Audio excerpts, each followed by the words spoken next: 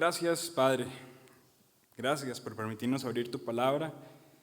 Gracias porque cuando la abrimos, Señor, podemos también comprender lo que en ella hay por tu Santo Espíritu que está en nosotros. Gracias porque tú eres maestro de tu palabra y de tu voluntad. Y en este momento, Señor, a través de este libro nos has dejado ejemplo para nuestro bien. Y te rogamos, Señor, que el día de hoy tú también nos ilumines a través de tu Santo Espíritu para una comprensión correcta de lo que tú nos quieres enseñar. Ayúdanos a aprender de lo que sucedió en el pasado y cómo la naturaleza de esas personas sigue en nosotros, sigue en el mundo y cómo nosotros deberíamos tratar con el pecado, Señor. La honra y la gloria para tu nombre y gracias por cada uno de los que están acá reunidos con nosotros. Nos ponemos en tus manos, en el nombre de Cristo Jesús. Amén. Muy bien, Jueces capítulo 21, mis hermanos, hoy es el último capítulo del libro de Jueces, ¿verdad? Si usted hace un recuento, tenemos en esto desde enero, ¿verdad? De hecho, con Jueces empezamos presencialmente los miércoles, para que se dé una idea de hace cuánto estamos, ¿verdad?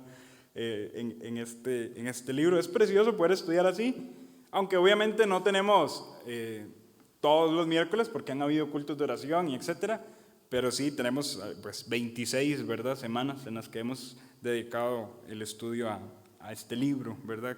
Prácticamente casi medio año, ¿verdad? Y el día de hoy estamos entonces en el capítulo 21, vamos a hablar del final y el título de esta lección, de esta predicación es un caótico final. Como viene siendo la naturaleza del libro de Jueces, el final no podía ser bueno, ¿verdad? Porque la naturaleza del libro de Jueces es una naturaleza descendiente. Hemos tenido un principio muy bueno, pero poco a poco el libro ha venido descendiendo en lo espiritual y en lo moral, y pues no podíamos esperar menos del último capítulo donde descendió. Y usted dice, ¿podía descender más de lo que vimos la semana pasada y la semana antepasada? ¿Podía descender más? Sí, la verdad es que sí. Y hoy vemos otro descenso más en el pueblo de Israel. Si recordamos un poco lo que había sucedido en semanas anteriores, tenemos que en el capítulo 20, un levita, ¿verdad? En el capítulo 19, un levita andaba buscando una casa donde hospedarse, ¿verdad? Después de todo el pecado que había alrededor de su vida, habíamos hablado del caso de su concubina, habíamos hablado del caso del padre de esta concubina, de todo esto. Y el levita al final se hospeda en una casa donde unos hombres de Benjamín le piden y le tocan la puerta, sácalos para conocerlos, recordándonos lo que sucedió en Sodoma y Gomorra, ¿verdad?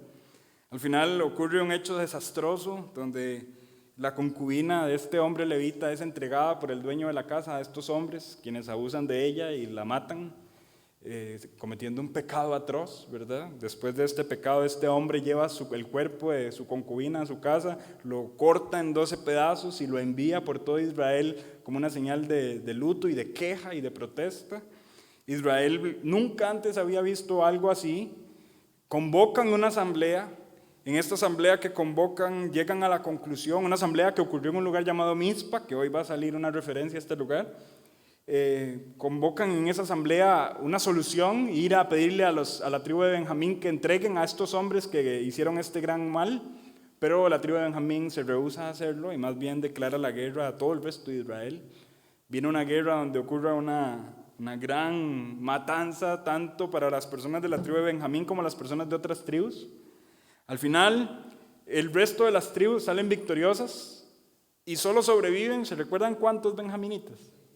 600 benjaminitas, porque se esconden en una cueva y ahí se quedan. Y solo esos 600 sobreviven. Y hasta ahí llegamos en la historia. Cuando nosotros nos vamos a Jueces capítulo 21, vamos a encontrarnos lo siguiente. Versículo 1 dice, los varones de Israel habían jurado en Mizpa diciendo, ninguno de vosotros dará a su hija a los benjaminitas por mujer. El capítulo empieza con esto porque esto es trascendental para entender el contexto de lo que aquí va a suceder. En esa reunión, en esa convocación nacional, ¿verdad? Ellos hicieron un pacto, ellos hicieron una promesa y la promesa es, odiamos tanto lo que los benjaminitas hicieron que prometemos nunca darles mujer, lo cual prácticamente implica en que se pare la reproducción, ¿verdad?, de los benjaminitas y se acabe la tribu, ¿verdad? Ese es el contexto que está en el capítulo 21, versículo 1. Luego sigue diciendo el versículo 2. Y vino el pueblo a la casa de Dios, y se estuvieron allí hasta la noche en presencia de Dios. Alzando su voz hicieron gran llanto, y dijeron: Oh Jehová, Dios de Israel, ¿por qué ha sucedido esto en Israel, que falte hoy de Israel una tribu? Aquí lo que vemos claramente es que la ira de los capítulos anteriores ya bajó de nivel y los israelitas se están dando cuenta de las consecuencias de sus acciones. Por poco eliminan a una tribu completa y ahora esto les causa tristeza y están llorando. Claramente aquí hay división, están perdiendo una tribu que representa un hermano nacional. Hay llanto, hay tristeza.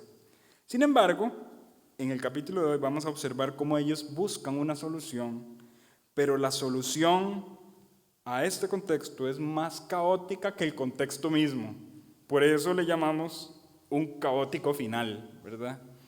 Es la peor solución que podían haber pensado, es la que consideraron el día de hoy. ¿Cuál es la aflicción? Bueno, seguimos leyendo hasta el versículo 6, donde dice: Al día siguiente el pueblo se levantó de mañana, edificaron allí altar, ofrecieron holocaustos y ofrendas de paz. Y dijeron los hijos de Israel: ¿Quién de todas las tribus de Israel no subió a la reunión delante de Jehová? Porque se había hecho gran juramento contra el que no subiese a Jehová en Mizpa, diciendo: sufrirá la muerte. Y los hijos de Israel se arrepintieron a causa de Benjamín su hermano y dijeron: cortada es hoy de Israel una tribu. Se están lamentando. Esa es la aflicción del pueblo. La aflicción de este pueblo gira alrededor de la división nacional. Si usted se pone a pensar, es algo nunca antes visto a nivel nacional. Han habido otros momentos de división, de queja, de que hablan mal contra un líder, cosas por el estilo han ocurrido. Pero una división nacional que representa incluso estar a punto de perder una tribu de Israel no había sucedido. Ellos estaban lamentando por eso.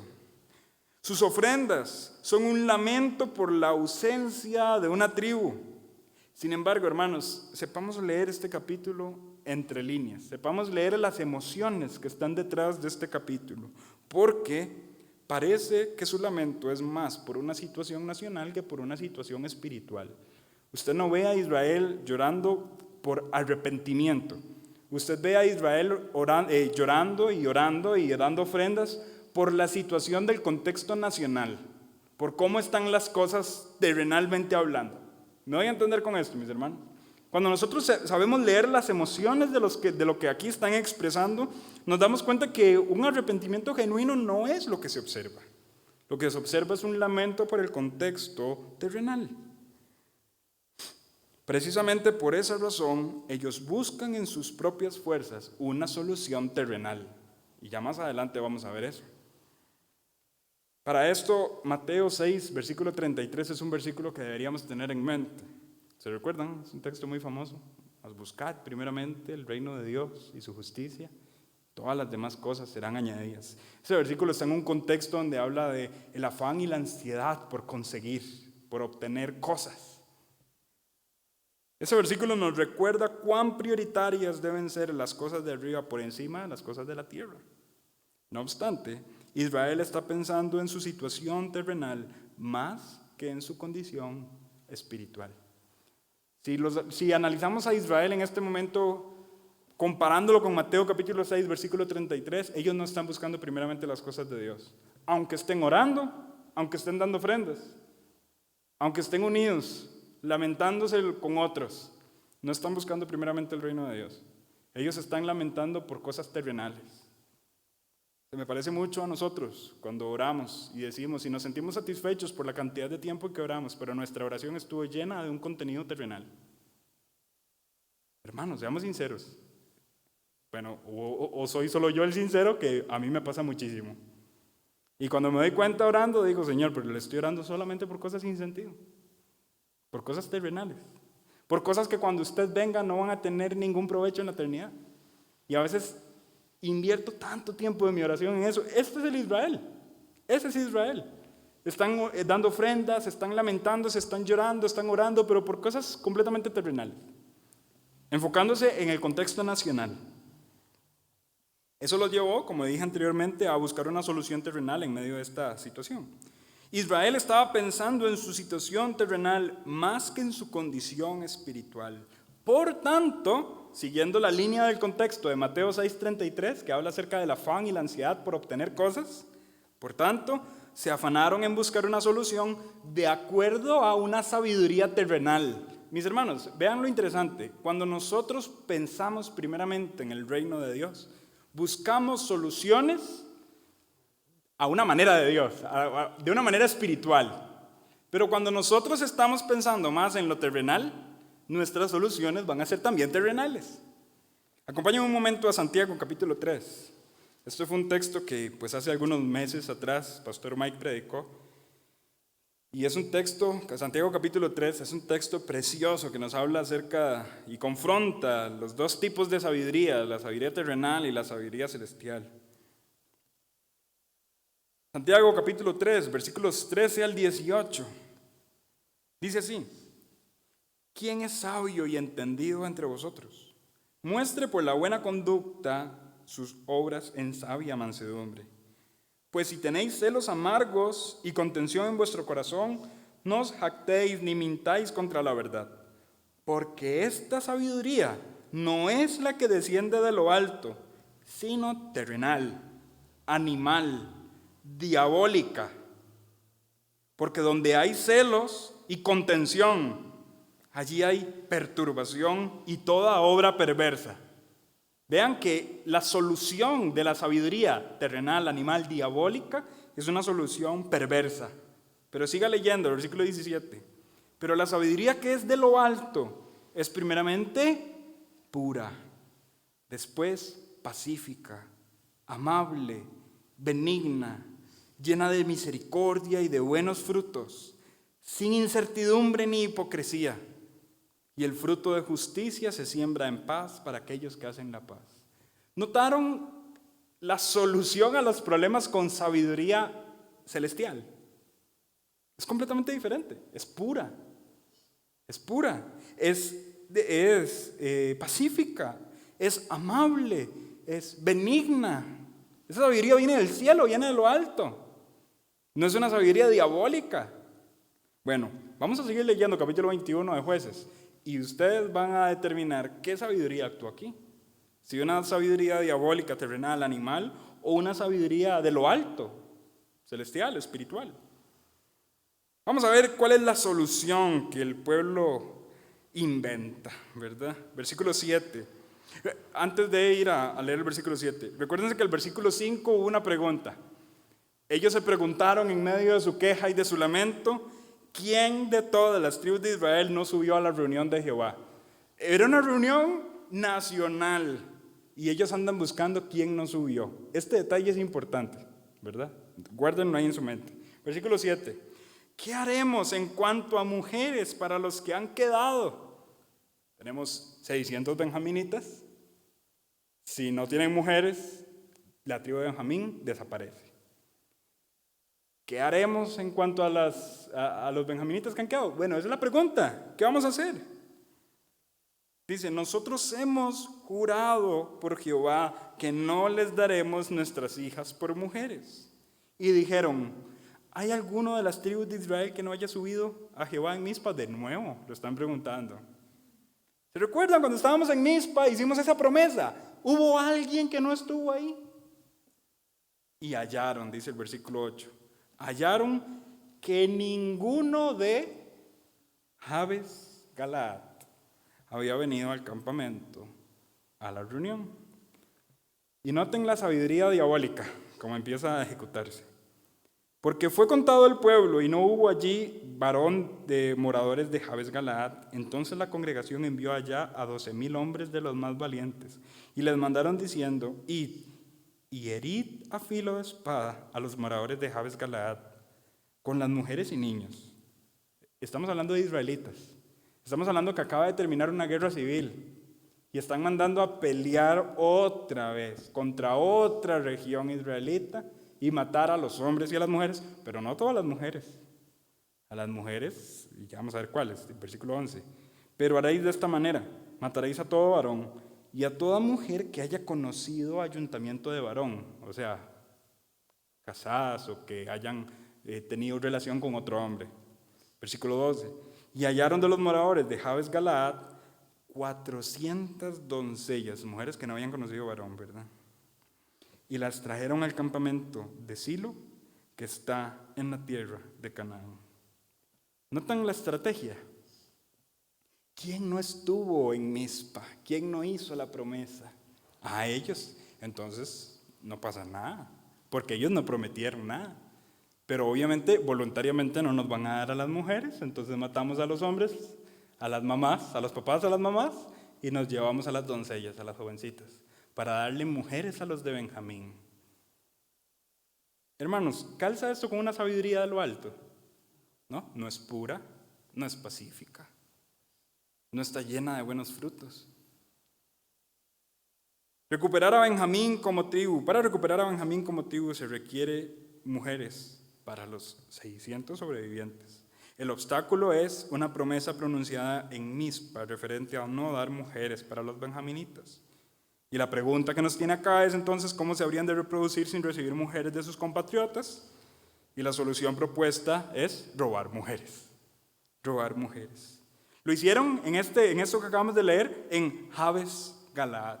De hecho, voy a darles aquí unos datos interesantes. ¿Recuerdan que la semana pasada habíamos hablado de los dos reyes, los dos primeros reyes de Israel que vienen después de este periodo de jueces? ¿Quiénes son los dos primeros reyes de Israel, hermanos? Saúl y David. Y se recuerdan que la semana pasada habíamos dicho de qué tribu son cada uno, porque esto nos ilustra un poco cuando dice Judá subirá primero, como Judá lleva una línea consecutiva de victoria y como Benjamín, que es el que peca y etcétera, lleva una línea consecutiva de pecado. ¿Se recuerdan de qué tribu era Saúl? De Benjamín. ¿Y se recuerdan de qué tribu era David? De Judá. Bueno, ahora quedémonos con el contexto de Saúl. ¿Saúl de qué tribu es? Bueno, para que Saúl naciera hubo reproducción de benjaminitas. ¿Sí o no?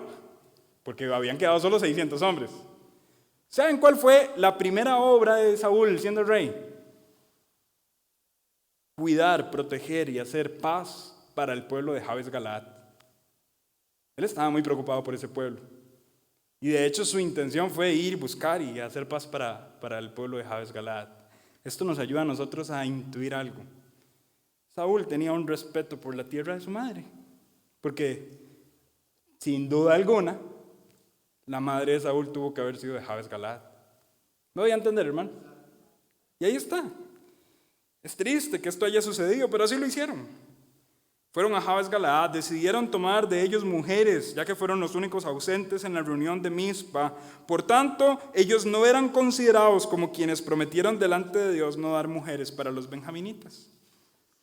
Esto, hermanos, resultó en una masacre en la región y en una captura de mujeres vírgenes. Y esto evidentemente es contrario a la ley moral de Dios.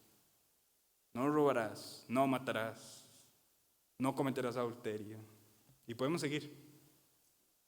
Esto es contrario a la ley moral de Dios. Y noten lo siguiente. El pueblo estaba más dispuesto a cumplir su promesa hecha en Mizpa que a su promesa hecha en Siquem. Devolvámonos a ver qué prometieron en Siquem. Acompáñenme a Josué capítulo 24. Ya hemos hecho referencia a este texto en varias ocasiones. Josué capítulo 24.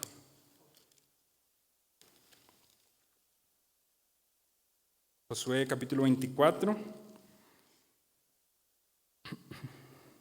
dice, vea el versículo 1 para que vean dónde están reunidos. Dice, reunió Josué a todas las tribus de Israel en Siquem.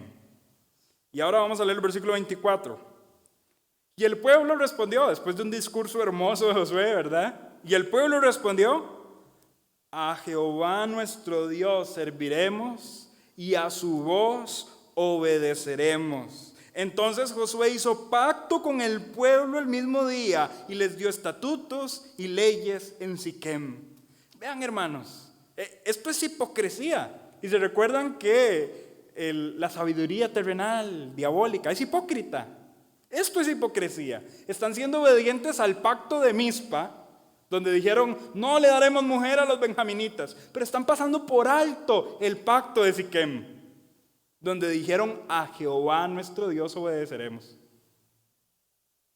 Esto es hipocresía, es doble moral.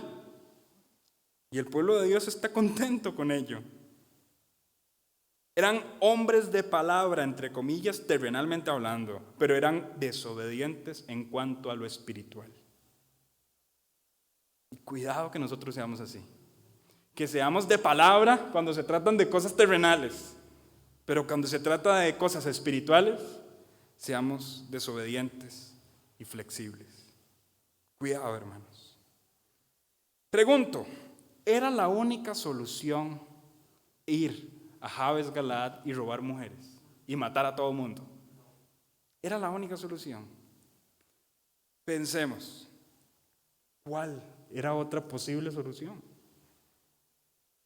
Bueno, ante esta pregunta, si era la única solución, la respuesta es no, pero sí era la solución más rápida. Era la solución más rápida. En el instante iban a tener mujer.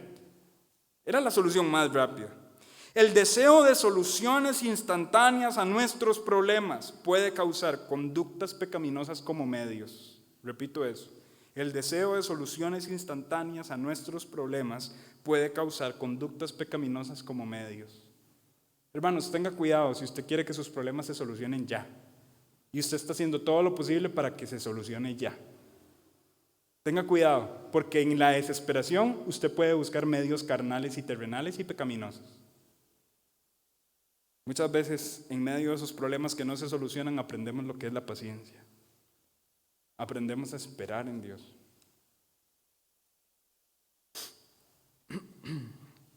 En primera instancia, vamos a criticar lo que el pueblo de Israel hizo aquí. En primera instancia, ellos no debían prometer precipitadamente. O sea, ¿a quién se le ocurrió hacer esa promesa en Mizpa? En el calor del momento, sintiendo la ira del momento contra las personas de Benjamín, no les vamos a dar mujer. No debían hacer una promesa precipitadamente. En segunda instancia, no existe promesa que justifique el incumplimiento de los estándares divinos. No existe promesa que justifique el incumplimiento de los estándares divinos. No podemos llegar donde Dios y decir, tuve que pecar porque lo prometí. No existe promesa que justifique el incumplimiento de los estándares divinos. Ahora, viene la pregunta de una posible solución, que no era ir y matar a todo el mundo y robarse las mujeres. Una posible solución es, ¿por qué no se llegaron a las mujeres de Jabes Galaad de forma normal? Si esas mujeres no estuvieron en Mizpa y esos hombres no hicieron la promesa de no dar mujer a los benjaminitas, ¿por qué no se llegaron a esas mujeres de una forma normal? En el contexto cultural eso implicaba convencer a la familia, que el padre estuviera de acuerdo con la relación, que el padre diera la bendición para que la relación iniciara. ¿Por qué no lo hicieron de esa forma? Les respondo por qué. Porque ello requería mucho más tiempo. Mucho más tiempo. Debían invertir tiempo primero en limpiar su imagen como benjaminitas. Porque si usted llegaba, imagínese usted aquí como suegro y le tocan la puerta, sí, bueno, venga a pedir la mano de su hija. Ah, sí, soy de la tribu de Benjamín, de aquellos que mataron a aquella mujer. De aquellos que hicimos una guerra civil en el pueblo y peleamos contra ustedes. Claramente ese suegro no, sí, claro, llévese a mi hija. No, va a haber recelo. Ocupaban tiempo para limpiar su imagen como benjaminitas. Eso era evidente. Ocupaban también invertir tiempo en conseguir mujeres de una forma piadosa y de una forma legal, en lo que era legal de la época. Debían esperar y quizá, estoy casi seguro, que no todos iban a recibir una mujer para sí. Iban a haber muchos sin mujer. Eso era demasiado peso para la impaciencia. No podemos hacerlo así. Y por ende, ¿cuál es la respuesta más fácil? Pecar. Pecar. Vamos, matemos y robemos. Hermanos, aquí les pido que pongamos atención, que la impaciencia por respuestas no lleve nuestros pies hacia el pecado. Que la impaciencia por respuestas no lleve nuestros pies hacia el pecado. Puede pasar y puede pasarnos. Que estemos buscando una respuesta y salga una puerta pecaminosa abierta como respuesta a nuestro problema. Cuidado, atención. Y todavía hay más aún. No solamente fueron impacientes, sino que también demostraron su insatisfacción. Vean versículo 14. Dice, y volvieron entonces los de Benjamín y les dieron por mujeres las que habían guardado vivas de las mujeres de Jabes Galaad, mas no les bastaron estas. Claramente, si usted hace matemáticas, hay 600 sobrevivientes y hay 400 mujeres que fueron adquiridas en Jabes Galaad. La matemática sencilla nos dice que hay 200 hombres diciendo, ¿y yo qué? Pero vean cómo están pensando individualmente, solamente para sí, para su orgullo, para su satisfacción. Dice, ellas no les bastaron, están mostrando insatisfacción. Esto los llevó entonces a hacer otra estrategia pecaminosa. Seguimos leyendo, versículo 16. Entonces los ancianos de la congregación dijeron, ¿qué haremos respecto de mujeres para los que han quedado? Porque fueron muertas las de Benjamín. Y dijeron, voy a detenerme aquí, perdón por hacer este paréntesis. ¿Quiénes están haciendo esta pregunta de qué haremos? Los ancianos. Se supone que ellos debían ser la voz del liderazgo. Pero ellos no están asumiendo su liderazgo, están diciendo ¿qué haremos? Y cuando dice, y dijeron, yo supongo que es el resto del pueblo que está levantando la voz para responderle a los ancianos. Y dijeron, tenga Benjamín herencia en los que han escapado y no sea exterminada una tribu de Israel. Ya esto no iba a suceder. O sea, ya iban a haber 400 benjaminitas que se iban a reproducir. Porque raptaron a una mujer, ya no iban a ser exterminados. Ya este argumento no sirve. Pero lo siguen utilizando. Versículo 18. Pero nosotros no les podemos dar mujeres de nuestras hijas, porque los hijos de Israel han jurado diciendo, maldito el que diere mujer a los benjaminitas. Ahora bien, dijeron, he aquí cada año hay una fiesta solemne de Jehová en Silo, que está al norte de Bet-el y al lado oriental del camino que sube de Bet-el a Siquem, al sur de Lebona. Y mandaron a los hijos de Benjamín diciendo, id y poned emboscadas en las viñas, y estad atentos. Y cuando veáis salir a las hijas de Silo a bailar en corros, salid de las viñas y arrebatad cada uno una mujer de sí, para sí de las hijas de Silo, e idos a la tierra de Benjamín. Y si vinieran los padres de ellas o sus hermanos a demandárnoslas, nosotros les diremos, noten esto, hacednos la merced de concedérnoslas. Vamos a ver, las están robando. Pues que nosotros en la guerra no tomamos mujeres para todos. Además, y noten la justificación, no sois vosotros los que las disteis para que ahora seáis culpados. O sea, ustedes no las dieron, nosotros la tomamos. Entonces ustedes no están cumpliendo la promesa de Mizpa. ¿Es esto sabiduría de lo alto, sabiduría diabólica? Sabiduría diabólica. Y los hijos de Benjamín lo hicieron así. Bueno, había una fiesta donde habían mujeres vírgenes, donde salían a bailar. Aquello que era baile se convirtió en llanto porque hicieron emboscadas y robaron para sí más mujeres, para que la tribu de Benjamín no desaparezca. Ese fue el extremo de la insatisfacción. Los llevó a raptar mujeres vírgenes en Silo con la excusa de que al raptarlas no habría pecado en Israel, ya que los padres de las doncellas no las entregaron. Vean la estrategia. Aquí ellos están buscando una interpretación legal para justificar una acción. ¿Notan esto, mis hermanos? Es que lo que prometimos fue esto. Pero si hacemos esto, porque las palabras no fueron estas, entonces no pecamos. Buscaron una justificación legal. Esto es como el arte de los abogados, ¿verdad? Donde buscan ese portillo, donde hay una ley que dice eso, pero más o menos. Así están comportándose. Buscaron una justificación legal, una interpretación legal para justificar sus acciones. Pero ¿saben de qué se olvidaron? Se olvidaron de Oseas, capítulo 6, versículo 6. Le voy a pedir que me acompañe. Oseas, capítulo 6, versículo 6.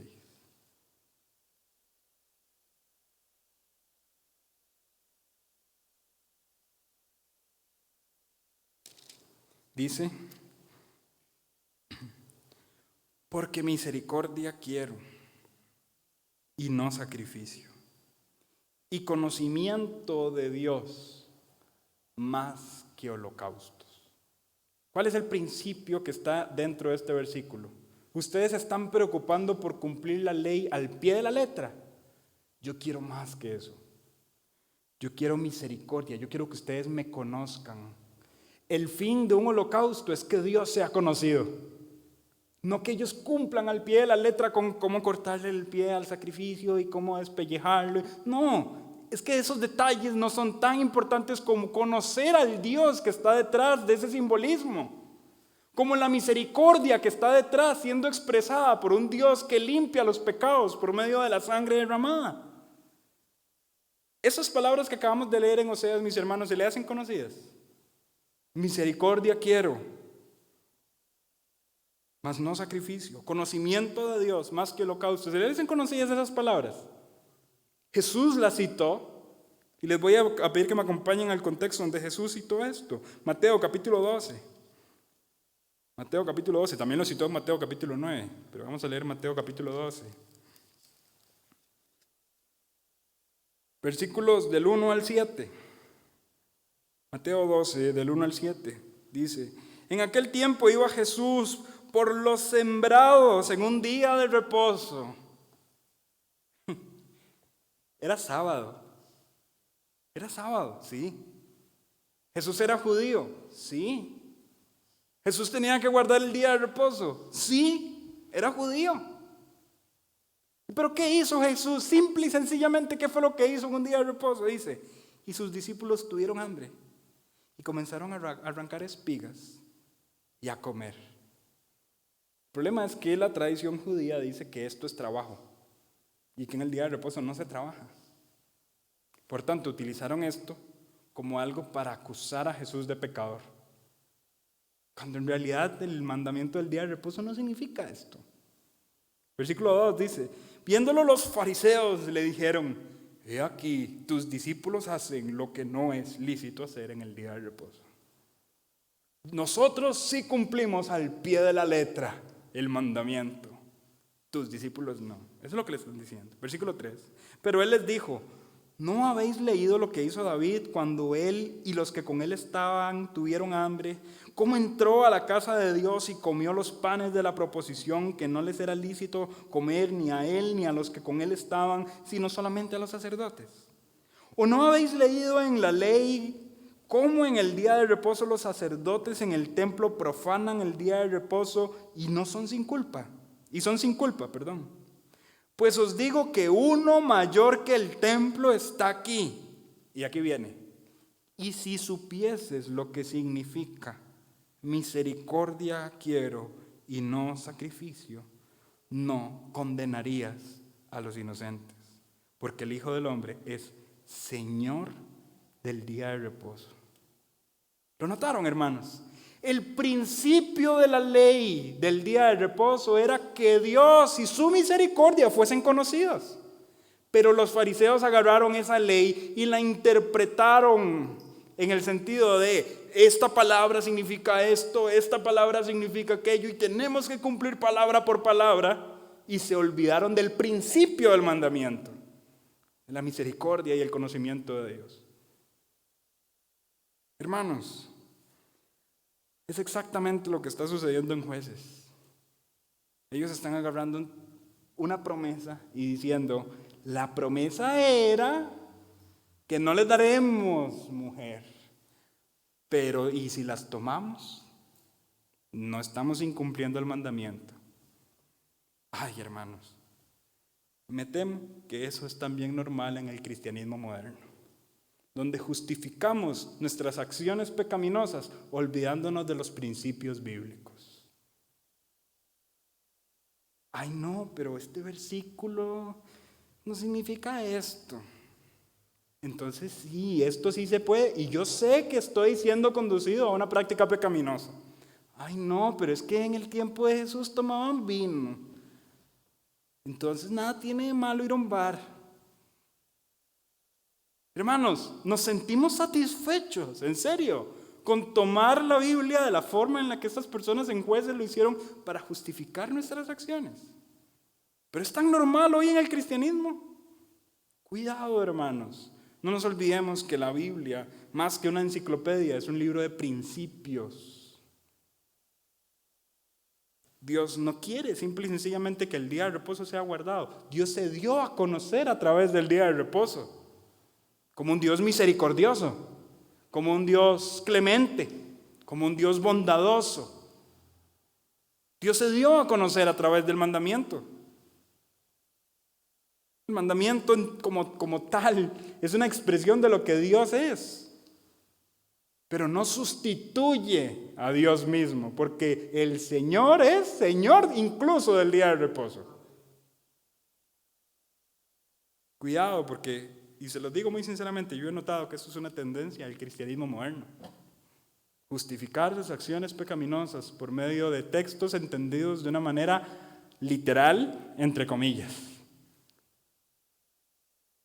Dígame usted, vamos a ver, y voy a decir esto de la manera más amorosa, no quiero sonar como un legalista. Dígame usted todo lo que quiera acerca de la interpretación histórica de 1 Corintios acerca del hombre que usa el cabello largo. Sí, está bien. ¿Que al hombre le es deshonroso usar el cabello largo? Sí, eran sacerdotes que eran conocidos por su cabello largo, por ofrecerse, etcétera, etcétera. Está bien, le compro. Pero vamos al principio bíblico. Si una persona está usando su cabello largo, un hombre, en un comportamiento afeminado, ¿me voy a entender, hermanos? Por más que justifique usted que ese versículo no está prohibiendo su cabello largo, si su comportamiento es afeminado, si su comportamiento es rebeldía, si su comportamiento es ir contrario al mundo, sepamos leer lo que está detrás de una acción, hermanos. Y aquí voy a justificar. Yo no creo que el cabello largo como tal sea pecado. No creo que haya una regla que mida cuántos centímetros dicen que es pecaminoso. Pero si mi cabello largo me identifica con cierto, qué sé yo, género musical qué sé yo, un rock, metal pesado, y ese cabello largo me identifica con ese estilo de vida, de comportamiento, de vestimenta, de cultura misma, ¿comunica eso de mi cristianismo? No. Entonces, por más que 1 Corintios no signifique eso, el principio mismo me dice que yo debo parecerme más a Cristo que al mundo. Si mi pelo largo comunica que soy una persona homosexual, que estoy cayendo en comportamientos afeminados, el principio es otro, y Corintios no entra en el tema. ¿Me voy a entender, hermanos, con lo que estoy tratando de decir? Pero es que empezamos a buscar los versículos para verlos de esta forma y desde este ángulo para justificar mi comportamiento, y más bien llegamos a más pecado y más pecado y más pecado. Y ese es el cuidado que hay que tener, de no utilizar la Biblia como un escudo para justificar nuestro pecado. Esto era solo un ejemplo, y de nuevo vuelvo a excusarme en este sentido. No hay una regla de pecaminosidad, ¿verdad? Y que yo crecí en algún contexto que era algo legalista, ¿verdad? En algunas iglesias, y me decían, es que usted es colocho y su pelo está largo. A ver, estíreselo. ¿Le llega al nariz? Eso es pelo largo. Hermanos, no, yo no me voy a poner en esos. Ciertamente no. ¿Y quién podría acusar a un Sansón de pecador porque su cabello era largo? No me voy a meter en esos detalles como tal. No voy a poner una regla de pecaminosidad. No, pero vayámonos al principio bíblico. Voy a ponerles otro ejemplo. Conocí un ministerio, unas iglesias en otro país, donde tenían una regla. Y la regla era que las mujeres no podían usar pantalón.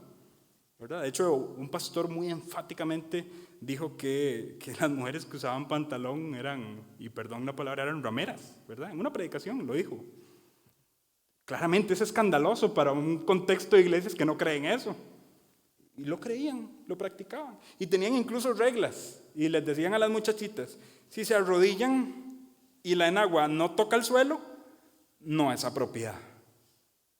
Hermanos, ¿saben qué pasa? El principio empieza a ser quebrantado por medio de pequeñas sutilezas.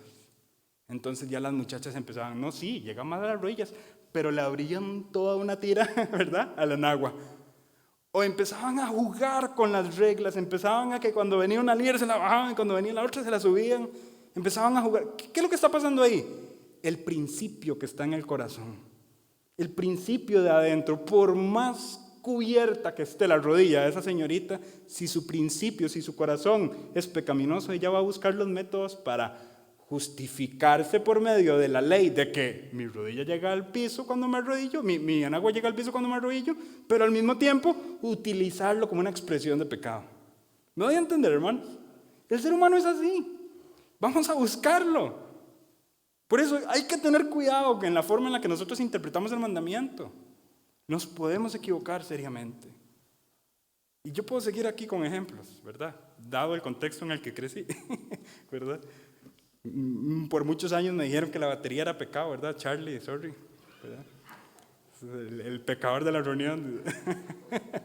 por muchos años lo defendí a capa y espada.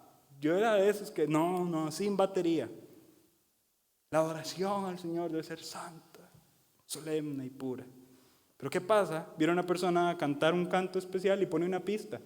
Y en la pista hay batería. Y no está la batería presente en la plataforma, pero en la pista se escucha. ¡Qué hermoso canto! Hipócritas, hay una batería de fondo. Entonces, hermanos, me explico con el tema. Empezamos a buscar justificaciones, vías. Y eso no debe ser así. El mandamiento, la escritura está para que conozcamos de Dios su carácter. Los mandamientos son para conocer a Dios, y Dios aprecia más misericordia y conocimiento de un Dios santo que la aplicación literal de un mandamiento. Porque el mandamiento comunica lo que Dios es. Muchos están yendo hacia ese lado, incluso hoy en día.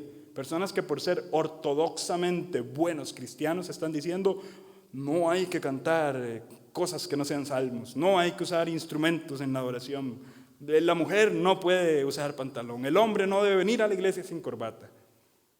Reglas, más reglas, más reglas, más reglas, más reglas. Fariseos. Así eran los fariseos. Y nos olvidamos del principio del mandamiento. Misericordia, quiero, no sacrificio. Bueno, ¿y cuál es el final de la historia? Volvamos a Jueces, capítulo 21. Jueces, capítulo 21. Vamos a leer versículos 23 al 25. Dice así: y los hijos de Benjamín lo hicieron así, y tomaron mujeres conforme a su número, robándolas de entre las que danzaban. Y se fueron y volvieron a su heredad y reedificaron las ciudades y habitaron en ellas. Esa fue la solución, tanto de Jabes Galaad como de Silo. Hermanos, aquí un pequeño paréntesis cultural. ¿Alguien sabrá de casualidad un pueblo antiguo famoso que también se reprodujo de esta forma, robando mujeres? Roma. La época o la historia mítica de la fundación de Roma cuenta de que eran dos hermanos, ¿verdad? Rómulo y Remo. Que estos dos hermanos andaban ahí buscando, bueno, toda la historia larga, ¿verdad? Que vieron los pájaros que indicaban cuál era la distribución de la tierra. No había mujeres, lo único que habían eran hombres, porque lo que ellos hicieron fue traer a los exiliados de otras naciones para que fueran miembros de su nación. Y los hicieron suyos. Esa era Roma. Roma era una ciudad de ladrones, de violadores, de criminales, exiliados de sus pueblos. Se pusieron de acuerdo y dijeron, no hay mujeres. Bueno, esa es la famosa historia del rapto de las Sabinas. Usted lo puede ir y googlear y leer. ¿A qué voy con este tema? Vean que históricamente esto es conocido por algo pecaminoso. Vamos a ver, hasta la persona que no es cristiana se ofende al escuchar que unos hombres raptaron a unas mujeres para que una nación creciera. Y el pueblo de Dios, con la ley de Dios y el mandamiento de Dios, se está comportando así. Es triste, hermanos. Versículo 24. Entonces los hijos de Israel se fueron también de allí, cada uno a su tribu. Esto quiere decir como, no pasó nada. Aquí no pasó nada, nos volvemos a nuestras casas, tranquilos. De hecho, compare este versículo, Jueces 21-24, compárelo con Jueces capítulo 20, versículo 8, donde dice, entonces todo el pueblo, como un solo hombre, se levantó y dijeron, ninguno de nosotros se irá a su tienda y ni volverá ninguno de nosotros a su casa. O sea, todo está mal. Pero cuando usted lee 21-24, donde dice, cada uno se fue a su casa, a su tribu, ¿qué quiere decir? Todo está bien, todo marcha bien, no pasó nada. Pasó mucho. O sea, están justificando pecado tras pecado y se van a su casa con una conciencia tranquila. Y el versículo 25 dice, en estos días no había rey en Israel. ¿Recuerdan esas palabras? Cada uno hacía lo que bien le parecía. ¿Recuerdan esas palabras? Digno final del libro de Jueces. Digno final del libro de Jueces. Es quizá el final más triste de todos los libros de la Biblia. Muestra la obstinación de la conducta pecaminosa y se refleja en las palabras del versículo 25. Por cuarta vez el autor dice no había rey en Israel y por segunda vez el autor dice cada uno hacía lo que bien le parecía. Una vida sin rey, una vida en libertinaje. Resume a la perfección la conducta de Israel en el periodo de los jueces. Sin rey, en libertinaje. Los jueces fueron insuficientes. Ellos no lograron restaurar a la nación. Se levantaba un juez, moría y el pueblo seguía en su pecado. Fueron insuficientes. El corazón perverso del pueblo se mostró tal y como es. Y esto nos lleva a pensar lo siguiente. Cuidado, porque la misma naturaleza pecaminosa de Israel en el tiempo de los jueces es nuestra naturaleza pecaminosa. Hermanos, nosotros no somos mejores que ellos. La naturaleza de ellos es nuestra naturaleza. Si usted está en Cristo, amén, gloria a Dios, usted ha sido transformado y regenerado. Pero le doy una mala noticia, la naturaleza vieja sigue en usted. Y estamos esperando la glorificación de nuestros cuerpos, donde Dios nos salve de la presencia del pecado. Por eso hay una lucha entre el nuevo hombre y el viejo hombre, tal y como se dice en el Nuevo Testamento. Por tanto, tengamos cuidado de nosotros mismos, como Pablo se lo recomendó a su discípulo. Cuídate de ti mismo y de la doctrina. La misma naturaleza que estaba en ellos está en nosotros. Y ante esto, ¿saben cuál es la solución? Cristo es la solución. Cristo vino a ser rey donde no había rey. Cristo vino a ser nuestra justicia donde había libertinaje. Hermanos, ¿acaso no entendemos que alejarnos de Él es acercarnos al riesgo? Alejarnos de Él es acercarnos al riesgo de comportarnos de una manera vergonzosa, de no cumplir nuestro propósito de dar gloria a su nombre. Cristo es la única solución. Cristo es justicia de Dios en nosotros. Él es nuestra justicia. No nuestras obras, no nuestra interpretación de la ley. Cristo es nuestra justicia. Acercarnos a Él es el bien. Como conclusión, mis hermanos, aquí voy a dar gracias porque el libro de Jueces no es el último libro de la Biblia. ¿Se imaginan que el final de la Biblia sea en aquellos tiempos no había rey? Cada uno hacía lo que bien le parecía. Fin. Pero gracias a Dios, Jueces no es el último libro de la Biblia. El libro de Jueces es el libro donde no hay ningún rey, pero luego viene Primera y Segunda de Samuel, donde Dios levanta a este rey de Dios, a quien se le prometió un reino perpetuo, que iban a ser un rey perfecto de él.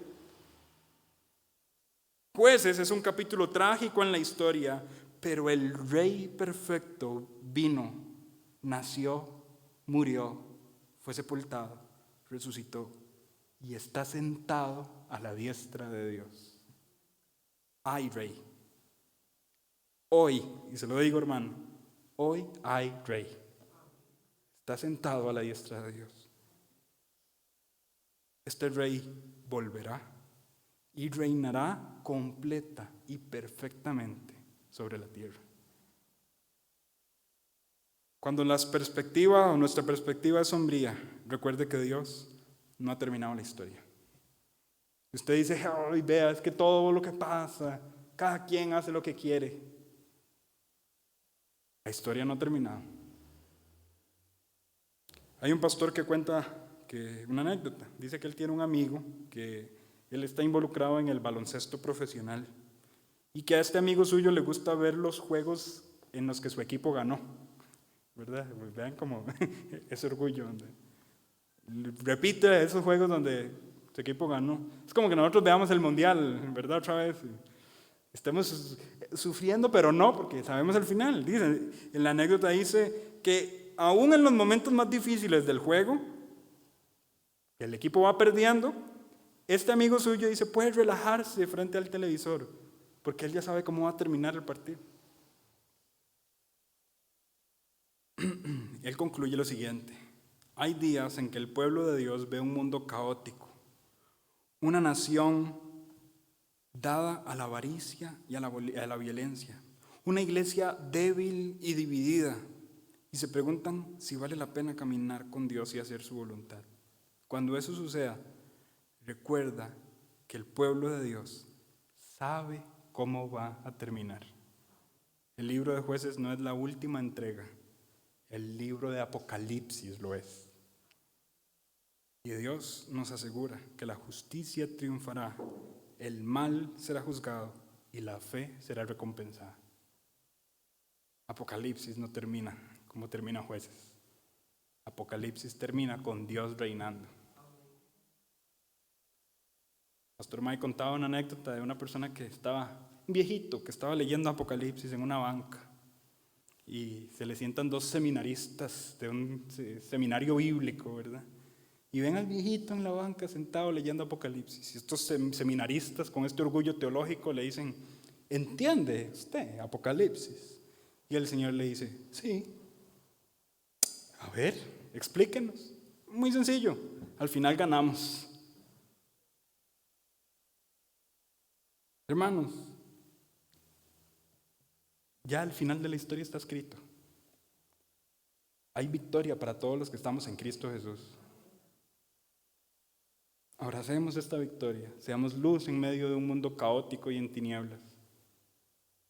Y ante la desesperación del pecado que está alrededor, y aún ante la desesperación de nuestro propio pecado, sepamos que hay victoria en Cristo Jesús. Y todo esto lo podemos extraer del libro de Jueces. Y yo me siento muy, muy emocionado de haber terminado con este estudio. No lo doy por concluido como tal, porque la próxima semana no, porque es culto de oración. La que sigue vamos a estudiar brevemente la vida de Samuel como conclusión al último juez, aunque no está en el libro de Jueces, ¿verdad? Y ya de esa forma vamos a dar por terminada el periodo de los jueces, que posteriormente sigue el periodo de la monarquía, pero eso lo vamos a estudiar más adelante, ¿verdad? Y damos gracias a Dios por este tiempo en el que pudimos aprender de su palabra. Vamos a orar para concluir. Gracias, Señor, porque tú has sido bueno, porque nos hablas, porque nos retas, Padre Celestial, a una vida que medite en ti. Perdónanos, Señor, si nuestra naturaleza pecaminosa ha tenido cierta libertad en su comportamiento, cuando realmente nosotros tenemos el deber de mortificar esa carne.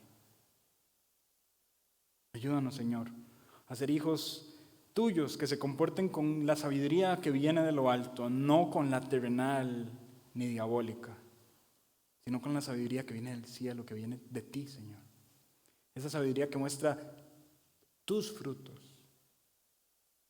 Señor, aléjanos de un comportamiento que trate de justificar el pecado por medio de la interpretación de la ley, cuando realmente esto lo único que hace es agravar el asunto y poner pecado sobre pecado. Perdónanos si nos estamos olvidando de los principios y le estamos poniendo mucha atención a la letra. Señor, ayúdanos a que el libro de Jueces sea una herramienta en tus manos para el crecimiento de nuestras vidas, de nuestra iglesia. Que seamos esa iglesia que tú quieres que nosotros seamos. Y la honra y la gloria sea para tu nombre. Te damos gracias y oramos en el nombre de Cristo Jesús. Amén.